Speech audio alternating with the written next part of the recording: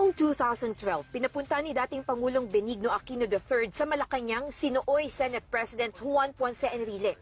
Sa Cabinet Room, nagbigay ng briefing hinggil sa sitwasyon sa Scarborough Shoal si dating Foreign Affairs Secretary Albert Del Rosario. Ang nakapagtataka ayon kay Enrile, kasama sa meeting si dating Senador Antonio Trillanes IV na nooy nakikipag-usap na pala sa mga leader ng China. Tinanong ko sa kanya, anong karapatan mo na nagpunta sa China?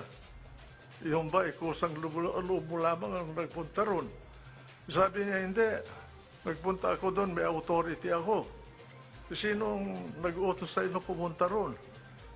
Pagkatapos sumagot si Presidente Aquino, sabi niya, ako ang nag-utos sa kanya. Sa official Twitter account ni Trillanes, sinabi niya na itinalaga siyang back-channel negotiator noon ni Aquino dahil mapagkakatiwalaan siya hindi tulad ni Enrile. Taliwas sa pahayag ni Aquino sa isang press conference September 2012 kung saan lumalabas na si Trillanes ang nagpresentang maging negotiator. Kinontak tayo ni Senator Trillanes at nasa China siya at that time at nilapitan siya, tinanong yung posibilidad kung pwede siyang maging back channel nga.